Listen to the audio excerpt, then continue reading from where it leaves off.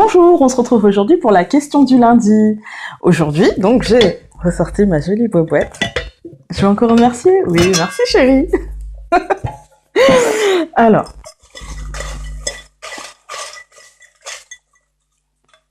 J'en avais pris deux.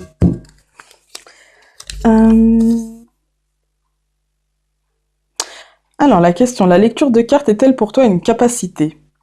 C'est une bonne question, mais j'ai beaucoup de bonnes questions, moi. La lecture de cartes, est-ce que c'est pour moi une capacité? Oui. Bah déjà, à la base, oui. Comme la lecture, tout court, on est capable de lire, voilà. Est-ce que c'est une capacité extra sensorielle ou je ne sais quoi? Ça dépend, je dirais que ça dépend.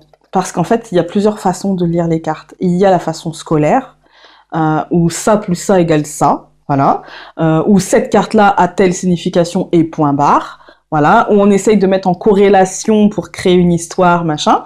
Oui, là, il n'y a pas besoin de capacité particulière. Par contre, quand on veut faire un travail un peu plus poussé, quand on veut, par exemple, la cigogne, dans le Lenormand, qu'est-ce qu'elle nous dit? Est-ce qu'elle nous parle de changement? Est-ce qu'elle nous parle de naissance? Est-ce qu'elle nous parle de projet qui est en train de naître? Il faut... Pour ça, il faut autre chose. Pour ça, il faut, à mon sens, en tout cas, pour ça, il faut être bien connecté, avoir, je dirais, une capacité de connexion que tout le monde n'a pas.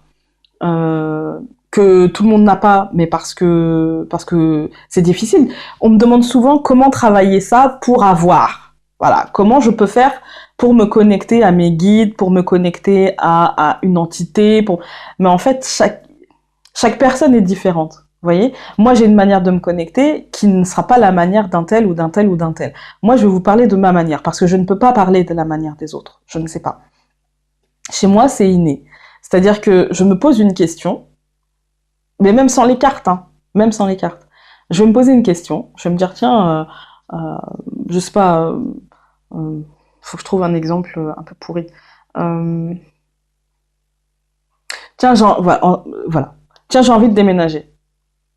Est-ce que je ressens que ce déménagement va arriver ou pas, est imminent ou pas? Pendant des années, j'ai ressenti que non. Alors je vous dis que ça me faisait pas plaisir, parce que j'ai envie, voilà. Mais j'ai ressenti que non pour plein de raisons, parce que c'était pas le moment, parce que déménager, mais pourquoi faire? Parce qu'il y avait des choses à mettre en place avant. Voilà. Aujourd'hui, je sens que ça va pas tarder, que c'est pas encore là, mais que ça va pas tarder. Voilà. C'est confirmé par les cartes. Voilà. Après, est-ce qu'il faut une capacité particulière pour lire les cartes? Moi, je dirais que pas forcément. Ça s'apprend, les cartes. Mais même avec une capacité, ça s'apprend. On ne peut pas lire les cartes à l'intuition, ce n'est pas possible. Voilà. Je peux pas prendre le premier jeu de cartes que je trouve et puis me dire ah bah ça pour moi ça veut dire ça, puis ça pour moi ça veut dire ça, et puis paf c'est ça. Voilà. Eh bien non. Voilà. Les cartes elles demandent comme la lecture d'un livre, ça demande un apprentissage. Je ne peux pas regarder un livre et puis me dire ah bah tiens il doit raconter ça. À la couverture ouais, ça doit raconter ça. Non. Voilà. Il va falloir que j'apprenne à lire, donc que j'apprenne les lettres qui composent les mots pour pouvoir lire la 4e de couve et voir de quoi le livre parle. Voilà. Eh bien, les cartes, c'est pareil. Il va falloir que j'apprenne le code par rapport au symbole pour me dire, ah bah tiens, cette combinaison, ça me fait penser à ça. Et après, là, l'intuition rentre en jeu. Mais ça, j'en ai déjà parlé il y a pas longtemps. Et là, l'intuition rentre en jeu. Mais bien sûr qu'on peut lire des cartes sans capacité. Voilà. Maintenant, la lecture, elle sera tellement vaste. Après, ça dépend le jeu que vous prenez. Voilà. Moi, je connais très bien le Lenormand. Je vais vous parler du Lenormand. Voilà. Après, les cartes oracles, c'est autre chose, j'en parlerai après. Mais pour les cartes de divination ou les tarots, qui sont aussi des outils de divination, il faut apprendre le code. Il n'y a pas de secret. Comment apprendre le code? Par la pratique. On vous demande pas d'apprendre par cœur. Voilà. Après, ça va, à force de pratiquer, ça va rentrer, en fait. C'est comme quand vous faites à manger. Au début, vous prenez la recette et vous la suivez à la lettre. À la lettre. La deuxième fois, vous suivez la recette, mais un peu moins à la lettre. Et puis au fur et à mesure, vous avez même plus besoin de la recette. Voilà. Moi, c'est comme ça que j'ai appris, c'est un exemple pourri, voilà. C'est comme ça que j'ai appris les crêpes. Ma maman, elle m'avait écrit les quantités, ce qu'il fallait, voilà. Et c'est pas vraiment une recette, mais elle m'avait, voilà, dans l'ordre où je mets dans le saladier, quoi. Et au fur et à mesure, maintenant, je n'ai plus besoin ni de papier, ni quoi que ce soit. Mon cerveau a intégré que la recette des crêpes, c'était ça. Voilà. Et du coup, les cartes, c'est pareil. C'est beaucoup de pratique. C'est beaucoup, beaucoup, beaucoup de pratique. On ne peut pas se lancer comme ça dans la lecture divinatoire de cartes, que ce soit avec le tarot, que ce soit avec le jeu Didier, que ce soit avec le normand, que ce soit avec n'importe quel jeu. Vous pouvez pas vous dire je claque des doigts. Ah non, ça va être de la pratique. Je dis pas que ça va être des années, mais au moins quelques mois. On va pas se mentir, avec une pratique qui ne sera pas une fois de temps en temps. Voilà, ça sera avec une pratique qui sera pratiquement tous les jours. Faut bien se le dire. Voilà. Après, avec les oracles, il faut pas de capacité particulière. Aujourd'hui, il y a des oracles qui sont très bien faits. L'oracle d'Isis, il est très bien fait. Souvent, pour moi, il y a 3 noms. Voilà, les oracles qui sont bien faits, aussi bien pour travailler à l'intuition, parce qu'il faut des oracles aussi, une fois que vous aurez développé, on va dire, une capacité, enfin, que vous aurez développé votre code de lecture, vos symboles. Après, vous allez laisser libre cours à l'intuition. L'intuition, qu'est-ce que c'est? L'intuition, c'est un mélange entre l'imagination et l'instinct un peu animal dont on ne sait pas pourquoi c'est dans la tête, mais c'est là. Voilà. Pour moi, c'est ça. Voilà. Et du coup, ce mélange entre cette imagination et cet instinct primaire animal, qui va vous faire dire que, paf, ça tout de suite, ça me fait penser à ça, est très très fort, en fait, très physiquement, en fait. Ça me crée une réaction physique. Je sens quelque chose, un frisson, quelque chose, et ça me fait penser à ça, vraiment. Voilà. Ça, pour moi, il y a 3 noms. Il y a Lucy Cavendish, il y a Alana Fairchild, et il y a Toni Carmine Salerno. Voilà. Pour moi, aujourd'hui, je ne connais pas d'autres créateurs d'oracles qui ont cette intensité-là. Pas tout le temps. Enfin, Lucy Cavendish, surtout Alana Fairchild, souvent Alana Fairchild. Lucy Cavendish, ça dépend pour moi, après mon univers, hein, ça dépend les jeux, mais la plupart des jeux, oui. Toni Carmine Salerno, pas tous les jeux, mais tous ceux où il s'est donné la peine de mettre des dos différents à chaque carte, comme l'oracle Cœur et Âme et comme Namasté, il me semble, ceux-là, vous pouvez y aller parce que vous pouvez les utiliser aussi bien avec une capacité particulière, voilà, qu'avec tout simplement l'envie de lire les cartes et d'avoir un message. Voilà. Et ça peut être un bel exercice d'intuition, tout comme le Dixit peut être un très bel exercice d'intuition pour développer. Parce que ces capacités-là, on va pas se mentir, on les a tous plus ou moins. Alors il y en a qui ont de la chance et qui les ont, on va dire, de naissance développées. Voilà. Et puis il y en a qui vont avoir, peut-être, c'est une chance aussi, peut-être qui vont devoir la travailler. Mais moi, c'est une chance parce que c'est un choix. Voilà. Et du coup, voilà. Donc, j'espère avoir répondu à la question de faut-il des capacités particulières pour la lecture de cartes. Je pense que non. Quand on a une lecture scolaire et que si on veut une lecture plus approfondie, la capacité, ça se développe. C'est du travail. C'est comme tout.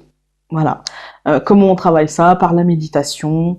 On peut commencer par la sophrologie, par la réflexion sur soi, par aussi vous savez, l'intuition, c'est bien gentil. Mais quand on n'a pas une base de données intellectuelles qui nous permet de... Parce que l'intuition, elle va réveiller des choses en nous. Mais si on n'a pas cette base intellectuelle, on ne pourra pas la verbaliser. Donc il faut aller aussi travailler intellectuellement pour ressortir, pouvoir ressortir ces choses-là. Voilà. Donc, c'est à mon sens, hein. C'est pour ça que je fais des recherches. Bon, je veux pas vous mentir, c'est aussi parce que j'aime bien, mais c'est pour ça aussi que je fais des recherches un peu sur tout ce qui m'intéresse, parce que, vous voyez, par exemple, je vais prendre le dernier exemple en date, pour moi, Freya, c'était viking, voilà, c'était une viking, je cherchais même pas, pour moi, Freya, c'était un nom viking, il y avait une déesse, ok, mais c'était viking, voilà, nordique, voilà. Et puis finalement, je me suis rendu compte que c'était pas que ça. Oui, bien sûr, c'est une déesse nordique, voilà, de la culture celte nordique, on va dire comme ça. Hein. Non, d'ailleurs, c'est du panthéon nordique. Tu voyez, je dis des bêtises. C'est du panthéon nordique.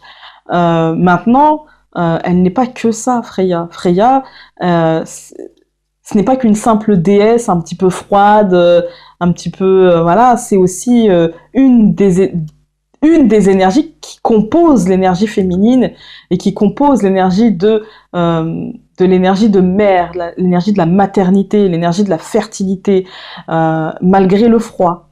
Vous voyez, c'est en fait cette Valkyrie qu'on peut être parfois dans chaque femme. De toute façon, il y a autant de douceur que d'énergie de combat, voilà. Et j'ai dû faire des recherches pour comprendre un petit peu l'énergie qui m'accompagnait en ce moment et pourquoi elle était là et pourquoi ça réveillait ce besoin de faire des recherches chez moi. Et voilà, après c'est très personnel, mais j'ai compris pourquoi. Et du coup, pour moi, avec les cartes, c'est pareil. On va prendre l'exemple du serpent. Quand je vous ai parlé du serpent, il y a l'énergie de Lilith qui m'a accompagnée pendant quelques temps. Ça m'a forcé quelque part à faire des recherches là-dessus, ou comme l'énergie de l'enfant. Voilà, l'enfant pour moi, c'était l'enfant, les enfants. Allez, l'innocence, voilà. Mais c'était pas la naissance du monde, c'était pas l'enfant espoir du monde, c'était pas tout ça. Et pour moi, c'était plutôt la femme espoir du monde. Et finalement, l'un n'est pas sans l'autre, puisque la femme met l'enfant au monde et l'enfant étant l'espoir. Et enfin, bref, je pense qu'il y a un travail intellectuel à faire, qu'on soit sur Internet, qu'on préfère travailler avec des livres, ou qu'on juste on préfère travailler en se posant des questions très philosophiquement, voilà. Peu importe, mais il y a ce travail à faire, et ce travail il est important pour se créer une base de données dans laquelle notre intuition pourra aller piocher, on va dire, ou appuyer sur un bouton pour faire remonter quelque chose. Et voilà, c'est comme ça, parce que sinon l'intuition c'est bien, mais si on n'a pas les mots pour verbaliser ce que notre intuition fait remonter, bon, on est bien avancé, quoi. Voilà. Bon, je pense avoir répondu, j'espère. Parce que sinon, après cette question, j'aurais pu répondre par oui ou par non. Mais bon, j'avais envie de développer parce que j'aime bien. Alors, qu'est-ce que je voulais vous dire? Non, bah c'est tout. J'espère que vous allez passer une bonne semaine vu qu'on est lundi. Et puis portez-vous bien. Et n'oubliez pas qu'il n'y a pas de live Le Normand jusque début novembre. Voilà. De toute façon, je vous tiendrai au courant. On va dire après les vacances scolaires de novembre, je pense. Je ne consulte pas le matin pendant les vacances scolaires, donc, alors, pas pendant toutes les vacances scolaires, mais je commence à ne plus consulter le matin à partir de mercredi. Voilà. Donc mercredi, je ne sais plus c'est quelle date, enfin, mercredi là, de cette semaine. Donc je ne consulterai pas les matins, voilà, je consulterai que les après-midi, et ce jusqu'au lundi de la rentrée. Voilà, je reprendrai les consultations le matin, le lundi de la rentrée scolaire. Voilà. Sur ce, je vous embrasse très fort. Je vous dis, je l'ai déjà dit, mais prenez soin de vous. Et puis belle semaine à vous. Salut!